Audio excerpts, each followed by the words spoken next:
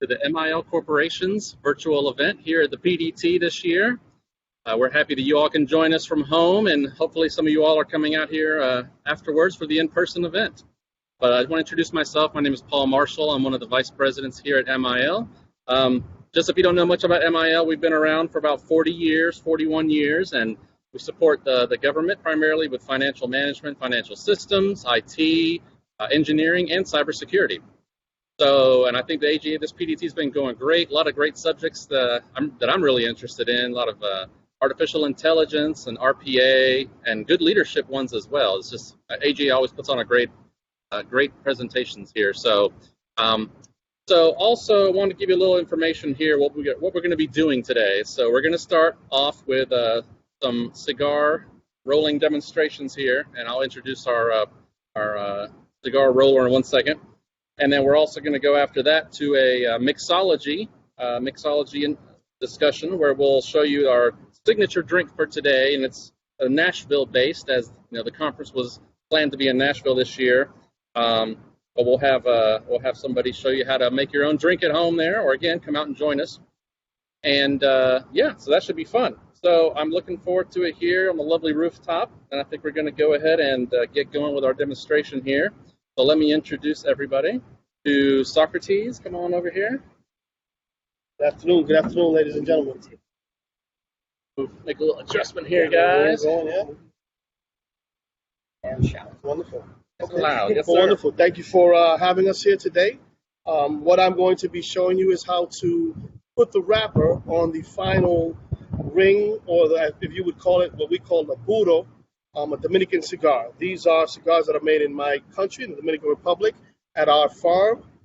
We plant them, we pick them, we assemble them, and then send them around the world. And here I am, straight to you, to show you this process. As you can see, this leaf has been prepared. This is what you call a Habano wrapper leaf. It's a Criollo. There's certain numbers, certain blends, but this one is a Criollo Habano leaf. Grown in our country, straight in our factory. And as you can see, it's very pliable, very soft, like skin, right? But I prepared it in advance for this specific event. Normally, because it's so nice and Caribbean weather out here, we have to keep it moist for us to work with it. This here is a fancy, what's called a chaveta, right? So mine is a little fancier than the regular ones. They're just a blade that they cut through. But what I use this for is to make sure that all my edges are nice and neat, straight across, right? It's a nice clean cut I make right across the leaf itself, right? And as you can see, the blade is very, very sharp so that we can get a nice clean cut right across the leaf. I go this way as well on the bottom. And when I'm rolling, I can roll it right across the bottom. Okay.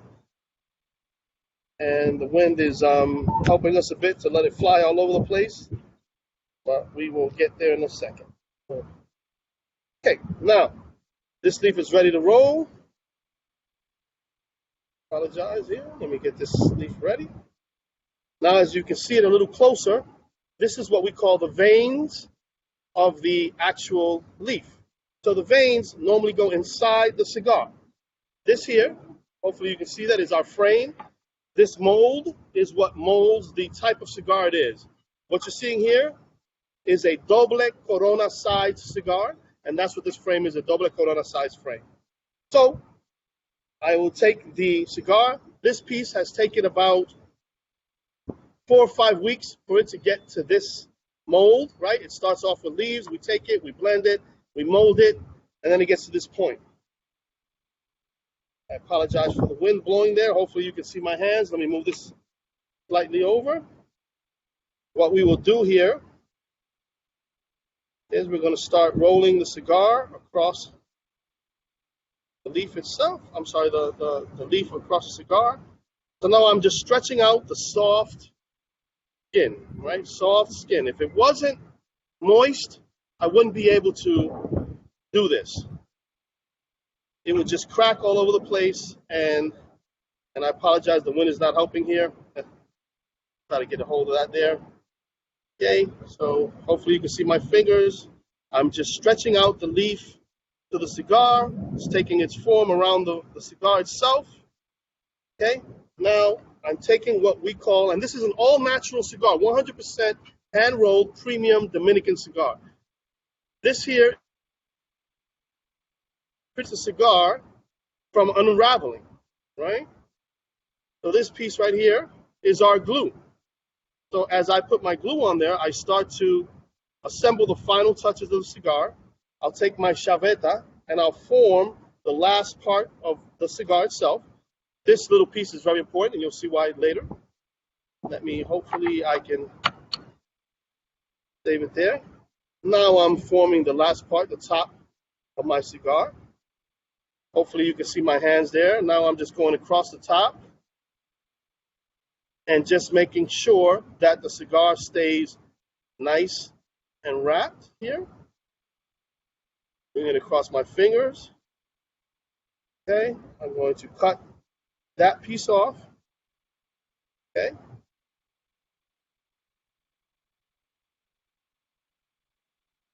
Now, this piece here, everything in our shop has a purpose. I take this piece here, moisture it, I create the ring around this, and this is what's going to form the cap of the cigar. Okay? I take the cap, I push it across the top of the cigar, and as you can see, it starts to form itself.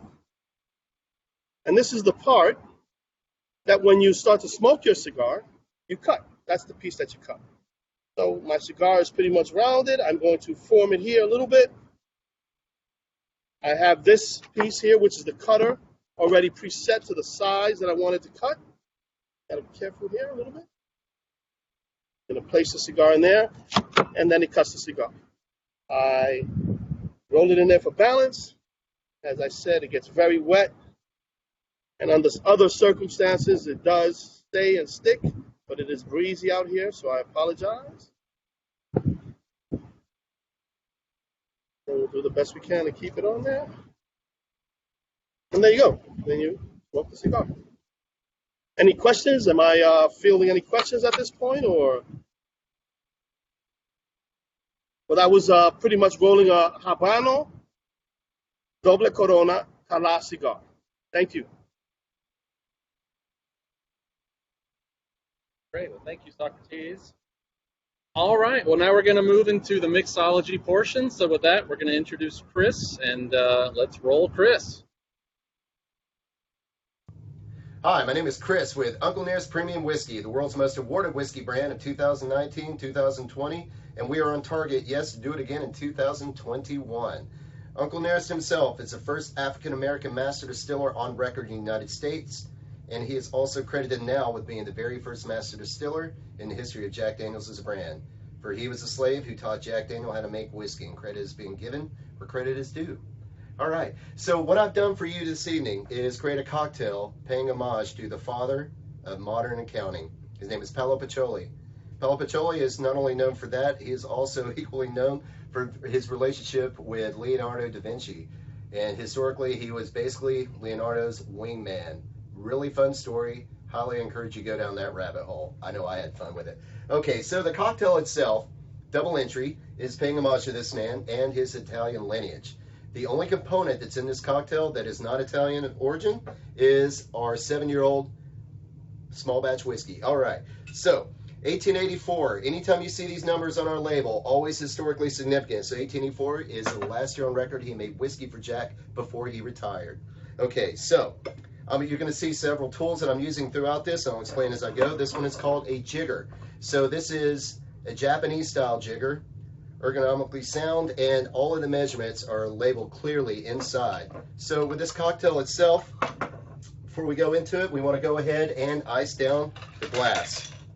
So we want to make sure that it's nice and chilled when the cocktail itself starts being poured into it. Okay, so as we make the cocktail and we're pouring into our mixing glass, we will not ice that part down yet because we don't want it to water down, because I'm going to be talking a little bit, but I'll talk fast, I promise. Okay, so we're going to go with 1.5 ounces of my 7-year-old small batch. This whiskey itself is a younger whiskey at 7 years old because, you know, by definition, Tennessee whiskey and bourbon is going to be aged no less than 4 years to hit that classification. This one is 7, so it hasn't had enough time to really pull out all the caramel and vanilla that you would associate with, you know, a longer aged whiskey.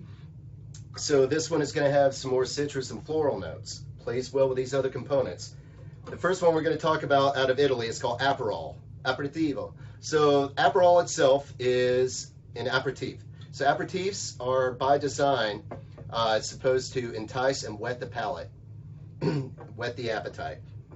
So Aperol is going to be a step down from its cousin, which is called Campari, and Campari is very bitter. This one is less bitter, more citrus. So this one has more like bergamot, like an orange peel, and rhubarb flavor coming through on that one. So this one is going to get 1 ounce, 1 full ounce of Aperol.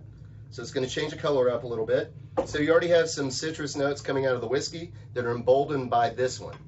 And so when you have bitter components such as that, think salt going into you know, something like a dark chocolate. So what it does is temper down the bitterness and embolden the flavors to really shine. So that's going to lead us into Farnelli Fantasia Punch. So it's not going to be confused with what we know as punch, like Kool-Aid or anything like that. This, at the end of the day, is more of an Amaro. Amaros themselves are digestives. Okay, so you've gone to the other end of the spectrum where you started out with aperitivo, which is designed to entice the palate and whet the appetite. This one is to aid in digestion. But the flavor components in this one really shine, really pop, are coffee and caramel. Lends well to these guys, especially this one. So with the Fantasia Punch, we're going to go with 3/4 of an ounce of that in this one. And that'll move on to Luxardo Limoncello Liqueur. So when you're dealing with coffee, especially an espresso, a black coffee or espresso, you'll see a lot of times a lemon peel. Yes, they're sanitizing the edge of the glass, but really those oils go down to really embolden the flavor and temper down the bitterness. So with this, we're going to go with a 1/2 ounce of the limoncello. And it's also acting as a binder to make sure all of these flavors tie together and play well.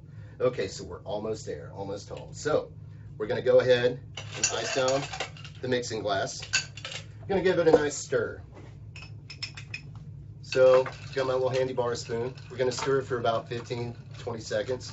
So we don't want that to water down too much.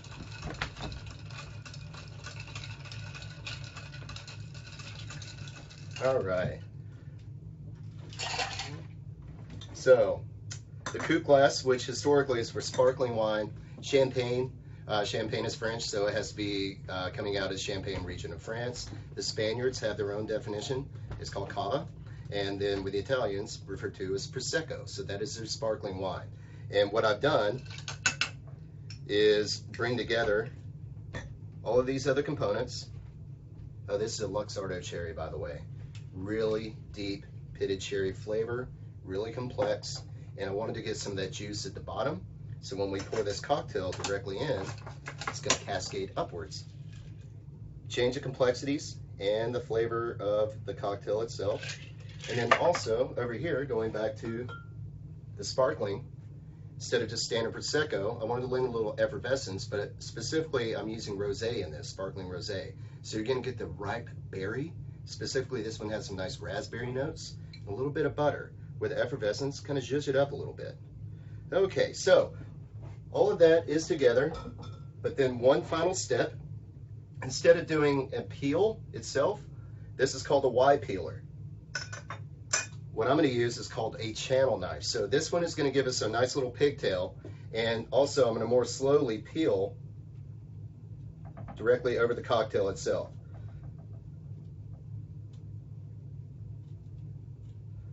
So what I'm putting together over here is referred to also as a pigtail, and you'll see why hopefully in a moment.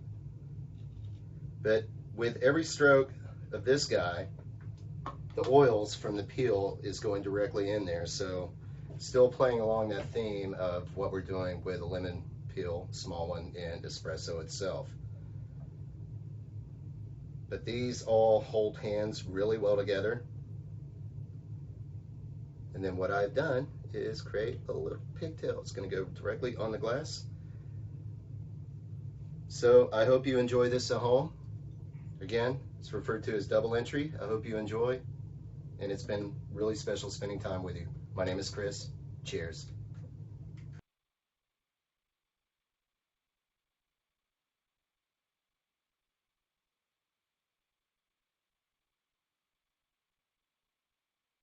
Challenges is so hot out here.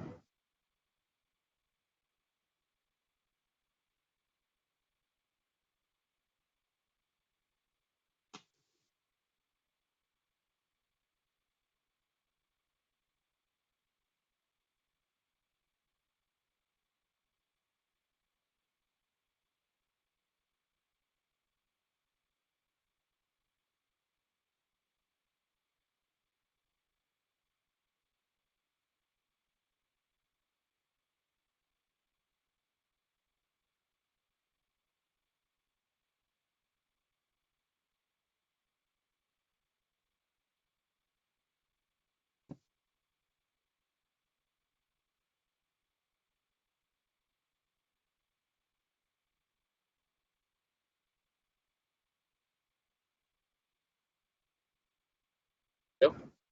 Hello? Okay, I guess we're back here.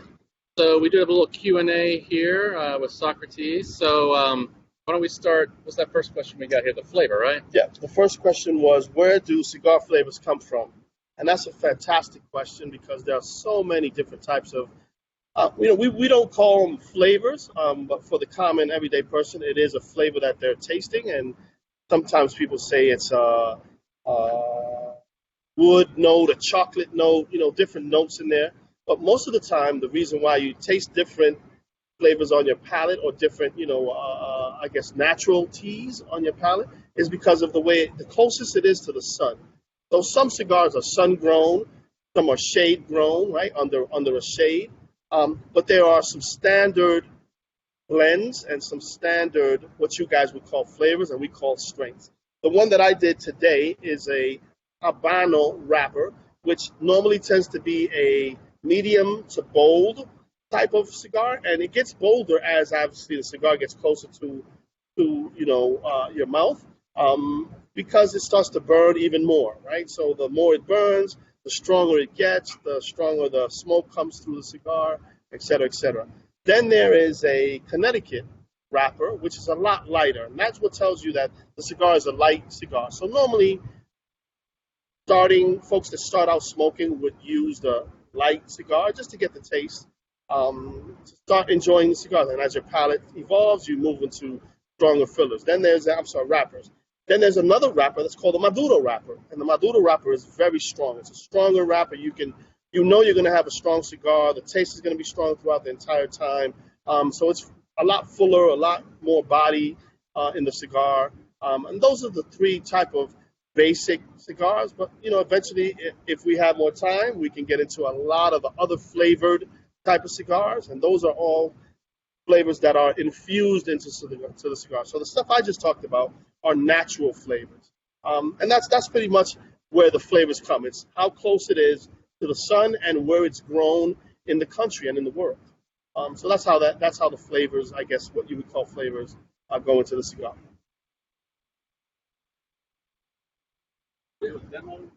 Oh yeah. So as I mentioned to you earlier, the cap piece is what shows you where to cut the cigar. Normally, you don't want to cut lower than that cap, right?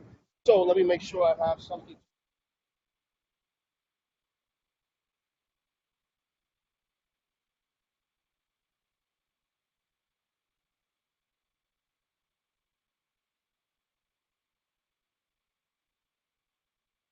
So this is what we call, obviously, a standard cigar cutter, but normally there's all types of cigar cutters. I'm going to show you today a straight cut. There's a V cut in here. It depends on how much smoke you want to receive when you're pulling the cigar. I'm just going to do a basic straight cut, and in the straight cut, my cap sits right above the straight cut. And as you can see, it cut the cap right off directly. Um, I'm going to hope that this works, and I'm using this because we're out in the outdoors and you need a special lighter to do that. So I'm going to light the cigar.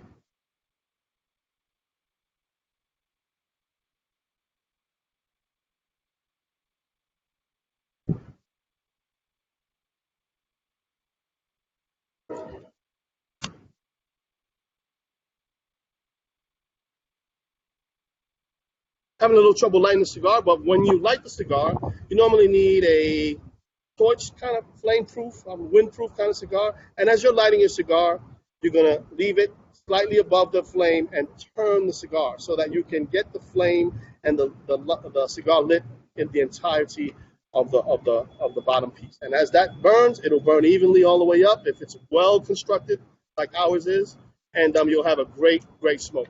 One important piece: if you are enjoying a cigar, you want to make sure that you never ever inhale the smoke.